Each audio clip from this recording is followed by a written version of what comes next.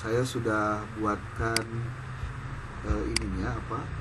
timeline apa yang harus dibahas itu dalam Word yang sudah disampaikan. Materinya itu adalah tentang pertama pengertian anggapan dasar, lalu kedua peran anggapan dasar dalam penelitian, kemudian yang ketiga jenis-jenis anggapan dasar, lalu yang keempat langkah-langkah merumuskan anggapan dasar, kemudian yang kelima contoh anggapan dasar, yang keenam menghadapi keterbatasan dalam anggapan dasar, ketujuh perbedaan anggapan dasar dalam penelitian kuantitatif dan kualitatif, kemudian yang kedelapan pentingnya klasifikasi anggapan dasar, kemudian yang kesembilan tantangan dalam merumuskan anggapan dasar, dan terakhir simpulan. 10 poin ini adalah materi yang dikembangkan dari referensi-referensi yang ada terkait dengan anggapan dasar. Pertanyaan besar tentang anggapan dasar adalah kenapa harus mengkaji tentang anggapan dasar dalam penelitian? Seberapa pentingkah anggapan dasar itu harus dipelajari atau harus dicari? Jadi gini, sederhananya mau melakukan penelitian itu harus memiliki banyak referensi, harus memiliki banyak pengetahuan sebelum Anda riset. Sebab Anda tidak akan bisa melakukan proses riset jika memang tidak memiliki anggapan dasar. Nah, sekarang pertanyaannya, apa itu anggapan dasar? Tadi sudah dijelaskan. Prinsipnya anggapan dasar itu adalah keyakinan atau prinsip yang dianggap benar oleh si peneliti, yang keyakinan itu atau prinsip itu sebagai landasan untuk melaksanakan penelitian.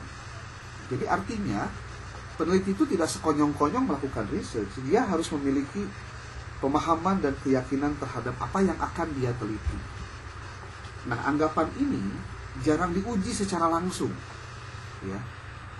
Tapi penting untuk membangun dasar logis penelitian. Tadi Bu Rita sudah memberikan contohnya. Apakah itu benar atau tidak? Kan tinggal ditindaklanjuti dalam research sebenarnya. Nah, kalau tadi dijelaskan bahwa anggapan dasar itu biasanya meliputi aspek apa saja? Itu ada, paling tidak ada 4 hal. Ada aspek ontologis, epistemologis, aksiologis, dan metodologis. Gitu. Kalau aspek ontologis, jadi istilah-istilah ini adanya dalam filsafat ilmu. Kalau Anda pernah belajar tentang filsafat ilmu, ada istilah ontologis, epistemologis, dengan aksiologis. Ontologis itu kaitan berhubungannya dengan sifat realitas atau kenyataannya. Contoh bahwa penelitian kualitatif beranggapan bahwa realitas itu bersifat subjektif dan tergantung pada perspektif individu. Itu pemahaman awalnya, ya. Nah, tapi bagaimana itu kemudian dibuktikan, berarti harus dilakukan risetnya. Bagaimana itu harus dilaksanakan juga harus dipelajari dulu, ya. Kemudian anggapan dasar yang lain tadi secara ontologis, sekarang secara epistemologis. Kalau epistemologis itu berhubungan dengan sesuatu yang kita ketahui tentang bagaimana cara memperoleh pengetahuan, ya. Seperti contoh bahwa peneliti kuantitatif nih mungkin akan beranggapan bahwa pengetahuan dapat diperoleh melalui pengukuran atau observasi yang objektif. Itu peneliti kuantitatif. Anggapannya yang namanya kebenaran dalam research itu yang diketahui ketika dia melakukan pengukuran atau melalui observasi yang objektif. Nah, itu secara epistemologis tentang bagaimana cara mendapatkan pengetahuan. Yang ketiga adalah anggapan dasar itu terkait dengan aksiologis. Kalau aksiologis berhubungan dengan nilai atau etika dalam penelitian. Contohnya anggapan dasarnya adalah bahwa peneliti mungkin beranggapan bahwa nilai-nilai si peneliti itu akan mempengaruhi proses penelitian, terutama dalam metode kualitatif. Karena dalam metode kualitatif, si peneliti itu adalah instrumen itu sendiri. Dia yang membuat instrumennya, dia yang melakukan pengumpulan datanya, dia yang melakukan wawancaranya, dia yang mengkategorisasi hasil penelitiannya, lalu dia yang menganalisisnya, mengolahnya, lalu menginterpretasi sampai ada kesimpulan.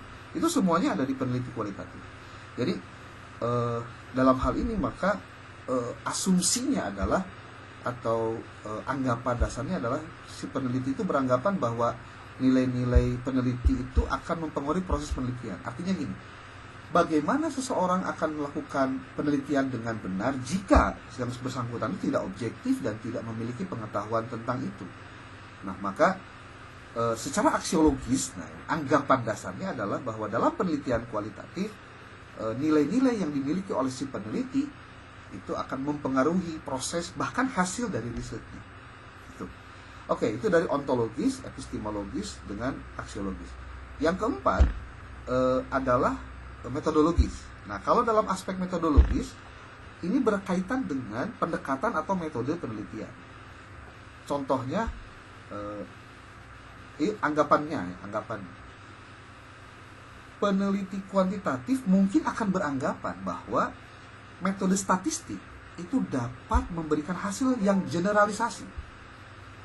Sementara peneliti kualitatif lebih fokus pada eksplorasi yang mendalam. Nah, ini kan pemahaman dasar. Jadi, Bapak Ibu, ketika nanti Anda akan melakukan research dan di situ Anda akan menentukan pendekatan mana yang dipakai, apakah kuantitatifkah atau kualitatifkah, maka hal tersebut akan bergantung kepada pemahaman awal Anda tentang pilihan pendekatan itu. Mungkin buat Anda yang dulu ketika S1, Anda penelitiannya kualitatif. Kenapa? Karena dulu pernah punya punya trauma, kalau ketemu dengan angka-angka, statistik, itu hitungannya nggak jelas. Atau malah mungkin jadi, aduh saya pusing deh, saya mah kejadian skripsi lamun kudu kuantitatif mah contohnya. Itu kan pemahaman yang keliru, karena dia anggap bahwa kualitatif itu bisa lebih mudah daripada kuantitatif. Padahal justru sebaliknya. Artinya, pemahaman dan pengetahuan Anda tentang sesuatu itu adalah cara bagaimana Anda sebenarnya memecahkan masalah-masalah yang Anda hadapi sendiri. Karena dalam nanti Anda melakukan research, Anda bisa bayangkan, itu tantangannya nggak gampang. Hambatannya juga nggak mudah. Contoh nih, Anda mau penelitiannya dengan pendekatan contohnya kualitatif lah. Karena Anda tidak mau ketemu dengan angka, bikin instrumennya berupa apa sebutnya, angket gitu, kemudian dibagikan. Anda nggak mau itu. Contohnya ya, contoh. Terus Anda bilang, saya mah mau kualitatif aja ceritanya. Tapi bahan yang dimilikinya terbatas. Kemudian ternyata Andanya punya keterbatasan dalam komunikasi. Terus mungkin saja Anda punya keterbatasan juga untuk melakukan observasi di lapangan karena perlu waktu. Anda ternyata orangnya sibuk dan lain-lain. Ini persoalan. Mindset Anda ketika Anda akan riset, gening kieunya penelitian teh ripuh. Tapi batur mah gening aya nu teu ripuh-ripuh acan tapi beres di wisuda acan. Eta kumahanya? Nah, kan ini problem. Jangan punya anggapan bahwa gini, Pak cenah naon cenah penelitian kan ngaripuh-ripuh maneh cenah. Abi aya babaturan cenah mah kuliah tapi teu katingali ripuh nyian tugas cenah Pak. Santai we cenah. Nah, ieu kan jangan-jangan itu yang kemudian merasuk dalam pikiran Anda sehingga Anda menganggap Anda melakukan riset itu selalu ketemu dengan kesulitan. Sebetulnya bukan persoalan kesulitannya, tapi mungkin dari awal asumsi Anda atau anggapan dasar Anda tentang apa yang Anda akan lakukan berbeda dengan fakta di lapangan. Nah, ini problemnya. Berarti Bapak Ibu, Anda perlu cobalah banyak nonton YouTube, contohnya cerita-cerita tentang riset, tantangannya seperti apa. Atau Anda ngobrol dengan orang yang kelihatannya memang kuliah nate tanda petik ya bener lah gitu ya, Kemudian Anda tanya, dulu ketika jen tesis gimana prosesnya, ada kesulitan atau tidak. Nah, Anda kan bisa Anda menambah pengalaman dari ngobrol-ngobrol begitu. Makanya jangan salah pilih orang. Lamun salah pilih orang, nanti asumsi Anda akan berubah lagi. Pas ketemu jeung jelema anu teu ripuh-ripuh acan, abdi mah da nu penting mah nyiapkeun duit sing rada gede cenah. Karena ngodok sakuna sing rada jero cenah. Jadi teu ripuh cenah. Aduh, nah ini nih. Bapak Ibu, di sekitar kita selalu ada orang yang melihat kelemahan dari mahasiswa sebagai cara untuk ibaratnya dalam ekonomi mah ada supply ada demand gitu loh, ya. Jadi kalau demand-nya adalah mahasiswa perlu skrip, perlu tesis, perlu penelitian, perlu ada draft yang harus sudah diisi gitu. Sudah terisi draft tesis lah gitu. Supply-nya adalah ada orang yang selalu menawarkan, yang tesis mah ke saya lah, murah, sok lah, yang beres. Nah, ini nih Bapak Ibu. Sehingga membuat cara berpikir kita tidak begitu tenang, tidak begitu benar ketika akan melakukan riset. Makanya kalau saya ingin mengajak Bapak Ibu semua, kalaulah dulu ketika Anda kuliah S1 mungkin ya, tahapannya bukan saya menyalahkan ataupun juga menuduh ya. Tapi kalau ternyata dulu Anda merasakan bahwa secara metodologis yang Anda lakukan belum maksimal, mungkin ketika sekarang Anda mengambil program S2, saya minta yuk sedikit kita rada lebih serius gitu, untuk melakukan risetnya dengan membaca banyak referensi. Sebetulnya yang tadi disampaikan itu adalah baru tahap mengubah mindset cara berpikir tentang riset. Hakikatnya itu kalau anggapan dasar kalau menurut saya. Jadi sehingga orang yang akan meneliti itu tidak kemudian menjadi patah arang atau patah semangat hanya gara-gara dia menemukan tantangan dan hambatan. Gitu. Nah, kemudian yang selanjutnya, dan ini menurut saya juga penting, adalah mulailah banyak bergaul dengan teknologi untuk memudahkan Anda melakukan riset. Sebab kalau Anda tidak melakukan pendekatan dengan teknologi, maka hidup Anda sebagai mahasiswa itu akan ripuh gitu. Itu aja. Mahasiswa yang berhubungan dengan teknologi akan lebih mudah dan akan menganggap hidup dalam mau jadi mahasiswa itu bukan sesuatu yang perlu dikhawatirkan. Ya. Dan menurut saya Bapak Ibu, perlunya kita belajar sesuatu yang belum pernah kita pelajari. Ini adalah kesempatan ketika kita kuliah sekarang. Jadi kalau dulu nih Anda berpendapat, punya pikiran nih, saya mah repot, cina kudu kuantitatif pakai SPSS mah, kudu install, kudu ngitung, kudu nanaon. Mungkin caranya harus dirubah. Saya sekarang kayaknya lebih menarik pakai kuantitatif dengan SPSS atau dengan yang lain ya, ada. Karena ada juga teknik dengan menggunakan SEM contohnya. Saya pengen tahu seberapa sulit sih sebenarnya kuantitatif kan? Ternyata setelah dicoba nggak sulit-sulit amat. Berarti Anda bisa mematahkan asumsi awal Anda sebelumnya. Dan ini penting, Pak. Jadi kita itu terlalu banyak dicekoki oleh doktrin yang keliru ketika akan melakukan riset. Termasuk, boleh jadi, Bapak Ibu ketika akan masuk S2 pun, pikirannya sudah negatif dulu. Cina kuliah S2 mah gede duit. Cina kuliah S2 mah repot. Kudu iya, kudu itu awalnya. Tapi kemudian seiring berjalannya waktu, Anda melakukan proses pergeseran berpikir dan pergeseran aktivitas sehingga Anda memutuskan untuk kuliah. Ketika dijalani, memang ripuh wanu genah sebenarnya. Ya karena apa? Pilihan kita. Cuma kalau Anda tahu bagaimana caranya menikmati perjalanan proses ini, saya pikir tidak ada yang harus stres bahkan kudu meninggal gara-gara kuliah S2. Terlalu murah harga surga untuk mereka yang seperti itu, Pak. Ya, saya sering mengatakan jaminan orang yang sedang menuntut ilmu itu surga, Pak. Itu. Jadi lamun tema ayah di antara kita yang meninggal ketika berproses, itu syahid insya Allah surga, Pak. Asal Anda yakin. Tapi buat saya itu terlalu mahal, Pak, untuk sebuah proses. Jadi artinya insya Allah mulai maut lah ke kuliah mah meureun gitu ya. Oke, itu mungkin sekedar melengkapi apa yang tadi disampaikan oleh Pak Dod dan Bu Rita. Dan saya diamanahi oleh Pak Dr. Jasmansyah sebagai wadir untuk menyampaikan tentang artikel yang harus selesai untuk conference. Nah ini juga sekarang kan Anda yang sudah semester 3, apalagi yang sudah pengajuan berangkat ya, nah, apalagi yang berangkat. Ini pertama mungkin penyelesaian pembiayaan gitu. Yang keduanya siapkan artikelnya. Artikelnya juga kan tidak repot karena 3 orang untuk satu artikel. Itu saya pikir tidak sulit lah, tidak sulit. Kalau ada yang sulit, Anda tinggal nonton YouTube saya aja yang terkait dengan cara penulisan artikel. Nanti tinggal bagaimana menyelesaikan itu. Yang sudah kan kemarin yang dikirim ke saya Pak Ndud ya. Sudah. Pak Ahmad Yayan sudah belum, Pak?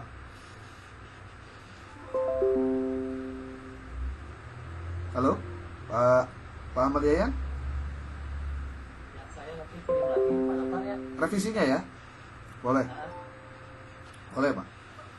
Pak Ahmad Yayan gimana nih? Belum ya? Pak Ahmad Yayan sekelompoknya dengan siapa aja, Pak? Dengan saya Pak, dengan Nah, Bu Nia. Coba tuh sok mau Bu Nia atau Pak Yayan sok berkolaborasi aja lah. Saya ingin mengatakan begini, Anda tidak akan bisa nulis kalau nggak punya data, Pak. Nah, maksud saya, sok kumpulin datanya dulu. Jadi rumuskan masalahnya, cari tujuannya, turunkan menjadi instrumen, cari datanya dari itu, lalu Anda bisa diskusikan itu. Bikin introduction mah gampang, Pak. Itu. Karena yang paling penting dari sebuah artikel itu adalah adanya diskusi temuan Anda dengan teori-teori yang ada. Itu. Pembahasan atau diskusi di dalam artikel ilmiah itu minimal 50% dari isi itu adanya di pembahasan. Gitu. Ya. Oke. Pak Aziz gimana Pak Aziz?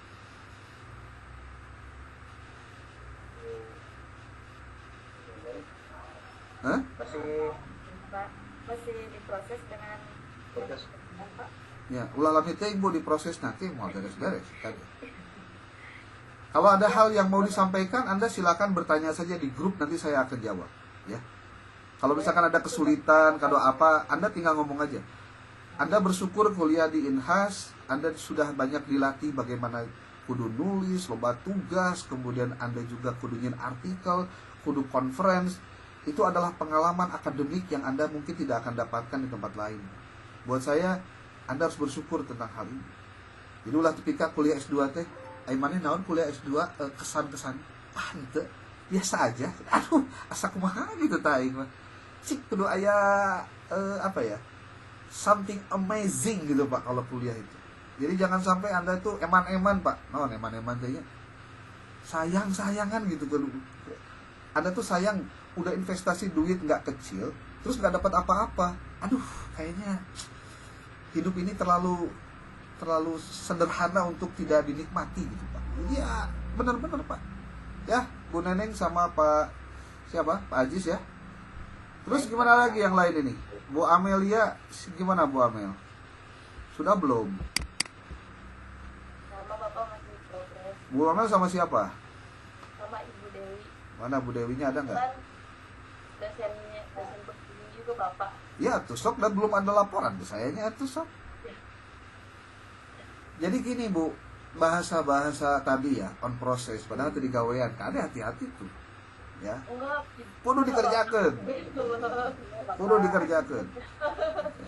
Saya termasuk orang yang rada-rada harus curiga gitu ya. Kalau mahasiswa sudah bilang, sedang Pak, alhamdulillah sedang proses. Nah, kadek sedang proses kakarek dimulai. Di sisi kieu.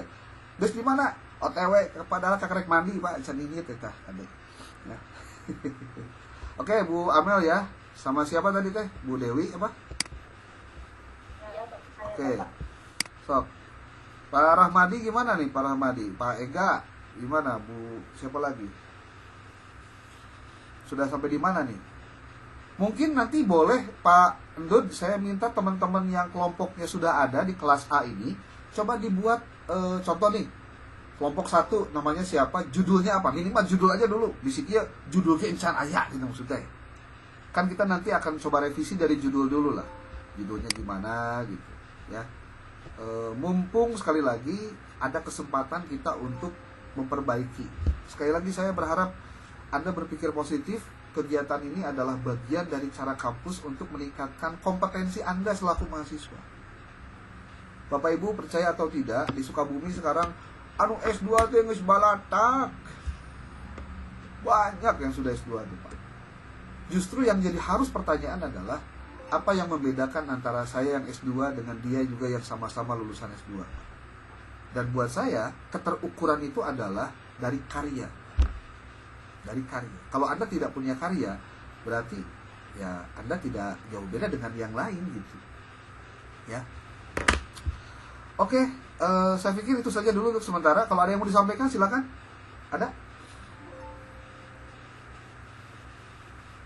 Bapak, ini untuk kelompok saya sama Bu Ain ya, Bu Ain ya.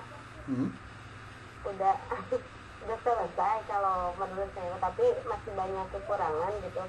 Untuk mau bimbingannya gimana gitu, udah disampaikan. Anda kirim juga ke dosen pembimbing. Oke, Anda kirim aja ke saya. Ya. Anda kirim aja ke saya. Oh gitu. Ya. Nanti saya coba komentar lah ya. Oke. Ya Bapak, mohon izin. Ini Bapak untuk kelompok Neneng Jamila dengan Pak Ajis juga sebenarnya sudah mencoba membuat. Waktu itu berdasarkan arahan dari Bapak juga ya, waktu sesi bimbingan online gitu. Jadi rencananya kan waktu itu aku mengadakan mengambil datanya dari Android ya Bapak Ida. Nah jadi sudah dibuat sementara Pak cuma menggunakan data ilustrasi dulu ya. Tapi secara keseluruhan sudah, tinggal barangkali ke lapangannya yang belum Pak. Oke, sok ke lapangan segeralah. Data lama Bu, paling sekali 2 kali. Yang penting data wawancaranya Anda dapat, data observasinya Anda dapat, data studi dokumentasinya Anda dapat. Itu yang penting. Ya. Jadi kan pembimbingnya Pak Dr. Jasna sudah coba dikirimkan ke Pak Dr. Jasna, tapi belum ada komentar. Cuma mungkin kita konsultasi juga dengan Bapak ya. Boleh. Yang penting mah di bawelan Bu, karena ya mungkin banyak lupa, terus WA juga mungkin numpuk ke handap lah gitu ya. Saya lebih senang kalau Anda bawel daripada Anda pura-pura aduh takut ngeganggu, ulah nggak enakan lah, biasa aja lah ya. Pokoknya selama apa yang bisa kita lakukan ya, selama itu pula sesuai dengan semangat Anda lah ya. Oke, saya pikir sementara itu dulu. Kalau ada apa-apa silakan japri saya, apa di telepon, di WA grup juga silahkan. Kalau Anda mau kirimkan artikelnya ke saya, silahkan dikirim saja ya. Terima kasih Bapak Ibu. Kita ketemu minggu depan. Billahi taufiq wal hidayah. Assalamualaikum warahmatullahi wabarakatuh. Waalaikumsalam warahmatullahi wabarakatuh.